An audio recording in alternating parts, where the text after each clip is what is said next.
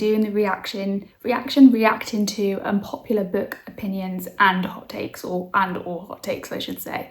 So I'm going to get straight into it. This is just stuff that I found online. I'm using my Chromebook, so if you see me keep looking down, that's what it is. I'm taking it mainly off Reddit.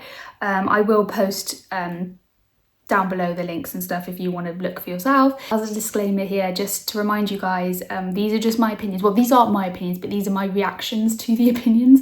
You might not necessarily agree, or you might disagree, or whatever, or you might agree, but just bear that in mind.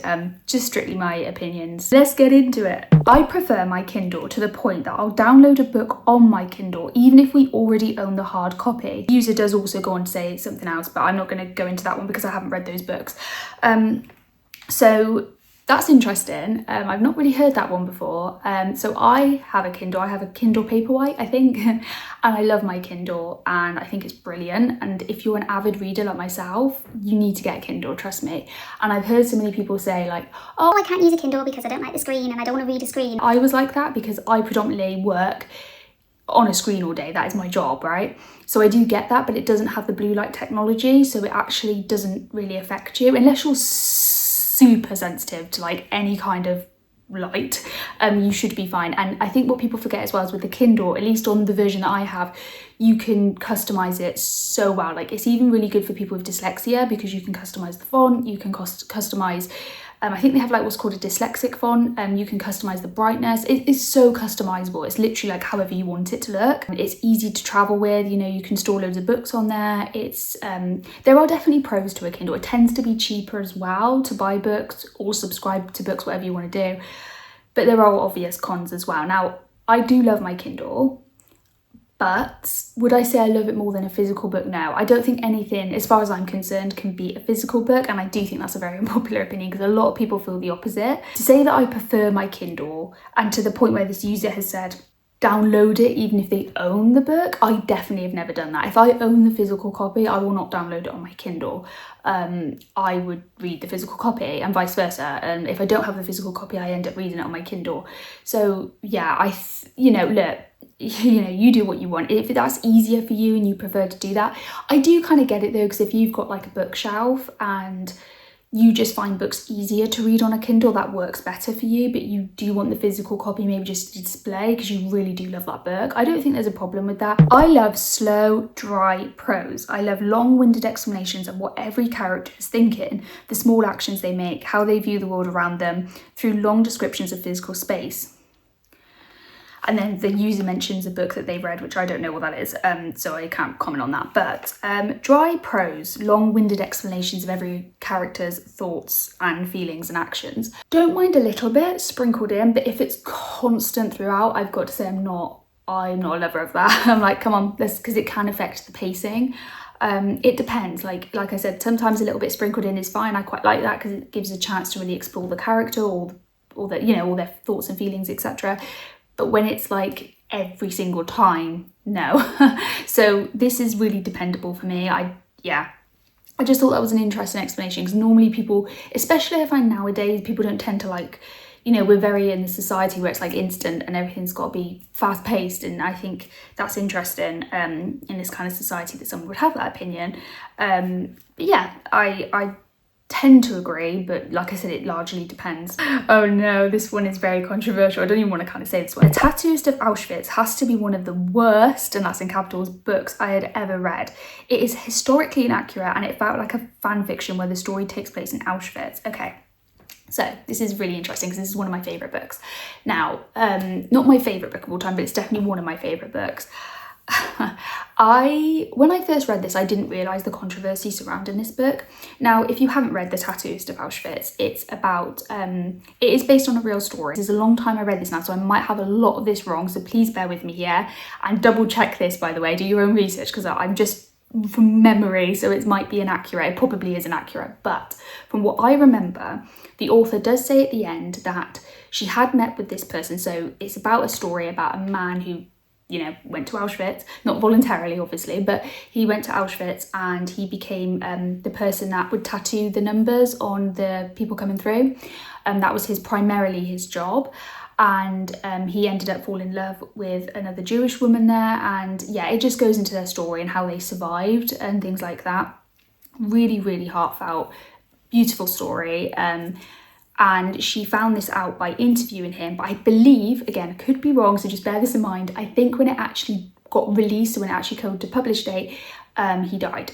But she did interview him. She did her own research, like looked through his diary entries, all that kind of thing, because I think he kept a diary as well, and all that kind of thing. Now, after the book got released, there was a lot of controversy because a lot of the things were apparently historically inaccurate, like some of the things she was saying. Now, this author, I have read other books, I think her name's Heather Morris.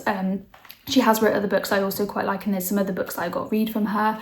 And she has been accused of being slightly inaccurate. But I think what it is, and she's quite honest about this, I believe that where she's not sure what happened, she does embellish in parts, which I don't mind, because if you don't, as long as you're trying to do it to a point where it feels somewhat authentic to the characters, or to the people, I should say, because these are based on real people, then I don't personally see a problem with that. I mean, you know, as long as they're not doing anything that would be so out of character, or out of this person, you know, what they would be known to do. I don't know. I get why people have a problem with it. I think there was more to it than just that, though. I think I'm saying it in very loose terms here. So I do get people's wrong. But to say it's the worst book you've ever read, I think, oh, you obviously haven't read really many books, because to say that's the worst book ever, they have put one of the worst books, but I wouldn't say that. It's beautifully written, at least I think it is. I mean, yeah, okay, some people might not agree. It's not perfect. I think I gave it 4 or 5 stars. I think there were a few little issues I had with it, but generally it is beautiful and it made me cry. And I think the author does try very hard to be respectful. At least I felt that. I did not feel at one point that the author was being disrespectful, because if I did, I would have gave it a 1 star, and I know I didn't give it a 1 star, and I know I really loved the book. But obviously, you know, correct me here if I'm wrong, I might have missed something, I probably have. But yeah, that is a popular opinion, because I think a lot of people did really love that book. It has been made, I believe, into a TV series now. I haven't watched it, I do want to. And somebody actually, I just know, somebody's also put in response to that they felt dirty after reading the book. To take something as atrocious and heinous as a concentration camp and turn it into the setting for what was basically a YA summer camp romance felt so appalling and dismissive of the reality that the people went through. Okay, and then they go on to say, I don't understand how everyone doesn't think this is disrespectful. But like I said, I do believe it was based on a real story. So yeah, and I think obviously what happened in, you know, in those concentration camps was, yeah, beyond words. Like, it is, yeah, you don't have words for it because it's so heinous. I don't know why I'm getting a bit teary just thinking about it, but yeah, I do get what they're trying to say. And this is the thing, I can oddly see both points of the coin, but it's like, well, that's kind of, I feel like in a way those people are maybe missing the essence of the book. Like, it's meant to be about hope, but I don't know. I can't speak. Look, I'm not Jewish. You know, I'm aware here, okay, of my status in saying this, but it's just, I want to be sensitive, but it's like, I just didn't feel like it was disrespectful. I felt like she tried to be as respectful as possible, if anything. You're not going to please everyone at the end of the day, but like I said, it is based somewhat on a true story. I don't feel like it was marketed as like the greatest love story of all time. If anything, it was a very dark, I found it very dark, very depressing, as it should be, because it would have been, you know. So I didn't feel like it was told in a YA way, and I do wonder if this person who commented that did actually read the book, because honestly, I was quite depressed reading it, and I think that's the whole point. But you know, I do think you should read it, because you know, it is one of those books that even to this day I still think about sometimes, like how, and I kind of do want to reread it actually. I think I might need to reread it. But yeah, I don't agree with that. Here we go. This is very interesting. So this user has put, when it comes to film adaptations, the books don't matter. And then somebody in reply of that, this user in reply to that has put, in my opinion, capturing the spirit of the book is far and away more important than anything else. An adaptation that takes liberties in order to make the emotional beats work on the screen are far more faithful than ones that just try and imitate the text word for word. Now, do I agree with that? Yes and no. It's so difficult, because when you're adapting something to TV, whether that's a TV series or a movie, some things have just got to change, because it just will not translate. It's a visual thing. It's just not going to translate as well. You know, I have watched films that are more faithful to the books, like almost word for word, you know, but it's so difficult. There are some things you're just going to have to change, because it just won't work. It just won't, not in a visual aspect. Okay, a good example of this is actually something that I'm doing right now. So I had recently read the Sweet Pea series by CJ Scoots, and I just started watching the TV series. I really liked the books, at least the first one. The rest of them were like, I went into the TV series knowing that it was meant to be like a prequel kind of to the first books, but it's so confusing because it's kind of is and it's kind of isn't. It's like they've taken the characters but have completely almost changed the story. It's very odd and it's confusing, and I do think if you're going to watch that, by the way, watch the TV series first and then read the books. Don't do what I did, because actually it will kind of mess with you, I think. And you know, me and my husband were talking about this, and he was saying that, well, maybe it's because they just needed the rights, because obviously if they did it too similar to the book, there could have been, you know, legal issues and stuff, so they just wanted the rights to the characters and then they do their own story on that. But as a fan of a book, if you're marketing it as, oh, it's based on this book, and it does say in the opening credits based on the book by CJ Scoots, so it's like, if you're gonna say that, you need to be somewhat faithful to that, because the fans are going to be there watching it. And I would disagree. It depends. If you're saying loosely based on the book or inspired by the book, that's different. You can do all the how you want as far as I'm concerned. But to say you're basing it on this book that's come out, I struggle with that. I do think actually the TV series film adaptations matter, especially now more than ever, because I feel like with the movie TV industry, whatever you want to call it, it's at a point now where that's all they're really doing, is doing sequels and prequels and adaptations of books, because no one's got any ideas anymore. Everyone's just copying what's already been out there. So I feel like, okay, if you're going to do that, then at least do it well, you know, or at least don't say it's based on it, because I think you can't put a claim out there and put this is based on it and then not follow through with that to some extent. And I know what this person's trying to say in reply to that, like, oh, I think you just need to capture the essence and that's about it, and then you can do what you want. No, I don't think so. I think I get what they're trying to say, and in some instances maybe that would work, but yeah, I think it just, don't put your base in it, then say inspired by or say loosely based on the book by blah blah blah. I know some things have to change. I'm accepting of that. I know some things maybe need to be embellished in parts because it's not quite, that's fine. But when you completely change it, it's like the fans are going to be like, oh, and then you've lost those fans. You might lose them, some of them might be fine, and then you just got the general public. And I suppose if you don't really care, then that's fine, but I struggle with it. I don't don't agree. Unpopular book opinions from a professional librarian. If you live in a place with a good public library, there's almost no reason to ever buy a book for your personal collection. Also, there's nothing sacred about physical books. Mark them, dog-ear them, rip them. Okay, there's a lot going on in this opinion. Okay, so the first one, let's start with the first one. If you live in a place, by the way, sorry, my husband's just gone in the shower, so if you can hear the shower, that's what it is. Okay, the public library one's interesting. It's very interesting because she has put if you live in a place with a good public library. So let's start with that first, because a lot of people do not. They do not live in a place with a good local library. Like, yeah, they may have a library nearby, but I mean, you're talking like it might be quite far for them to walk, or it might be quite far for them to get, you know, they'd have to get some sort of transport there. And for that, you probably think, well, actually, it's probably easier for me to just buy the book online on Amazon. Now, I'm lucky in that I do have a really good local library that's walkable from my house. Not many people do. And do I use it now? I do technically. I think I can't remember the last time. I do have a library card, but it's probably out of date now because I cannot remember the last time I went to the library. But that tends to be because I work full time, and the library obviously opens and shuts on a work day when I'm at work. And not only that, but I think it is open on a Saturday, but it's only open till like 12 or 1. And I won't have time. I don't have time to browse. I'm busy on weekends, you know, so it doesn't fit for most people. And that's always been the problem with the libraries. It's difficult because they're just not compatible to our lives anymore. They're just not. And, you know, in this way, she's calling me out here. I get that. But it is easier for me to buy a book, unfortunately, than it is to go to the library. And then I'd have to go in to get it re-stamped because I probably haven't finished it in time. You know, there's a lot to it. I've always said if I worked part-time or if I didn't work, I would easily, happily use my library more. I would love that. But as someone, you know, who works full-time and has those hours from Monday to Friday and is mostly usually busy on weekends, I just can't do it. I can't, you know, it's just too much. And I think a lot of people are in my situation as well. Libraries are great. I'm never anti-library, but I just think libraries aren't for everyone. You might want to buy a physical book because you might want to actually tab it and you might want to write in it and annotate it and all that stuff, you know. So I don't know, I don't agree with that. And then this user's also got an opinion of, there's nothing sacred about physical books. Do what you want with them. Books are tools, nothing more. They need to be readable. And the fact that she's like, mark them, doggy them, rip them up and put them in your cereal every morning.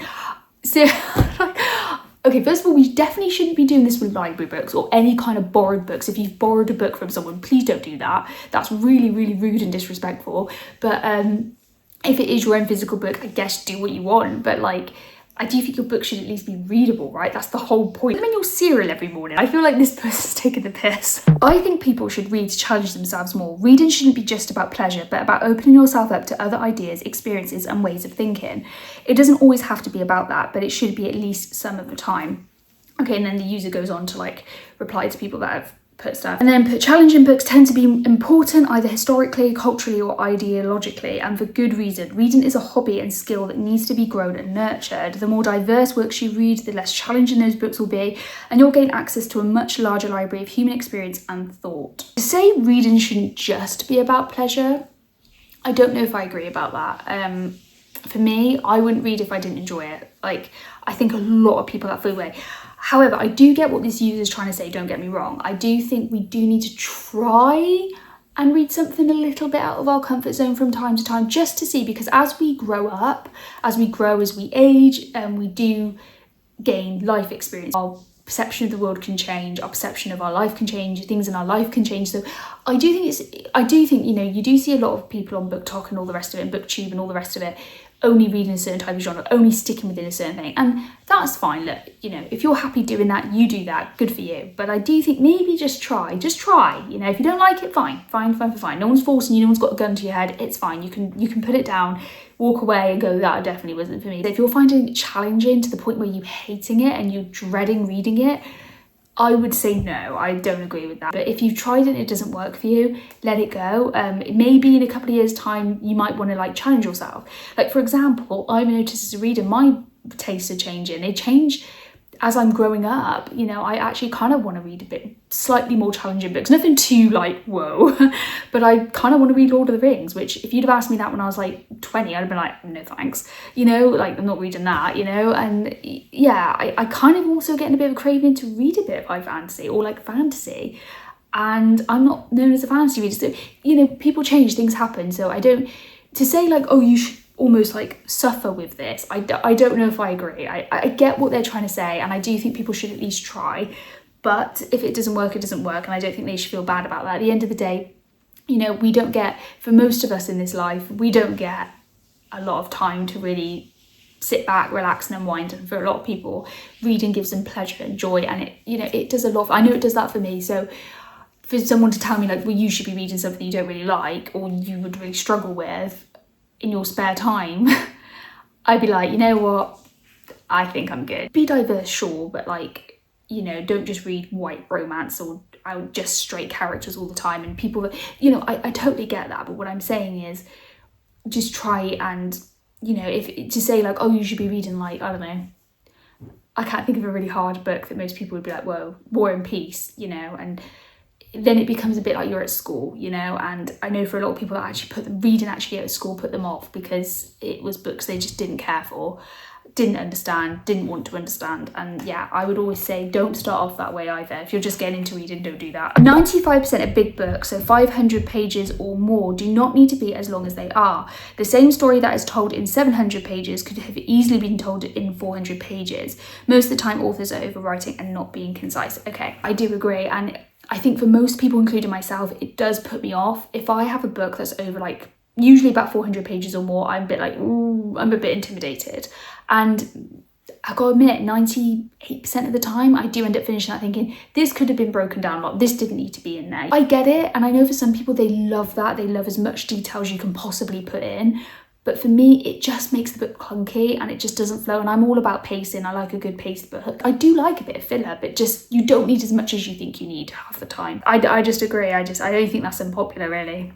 Guys, I've got to say this one. Someone just put, a user just put, I like the Twilight books. If you watch my channel, you know that I am a bit of a twihard. At least I used to be. I still am. Let's just put this there. Actually, I am. I do love Twilight. Is it problematic? Yes.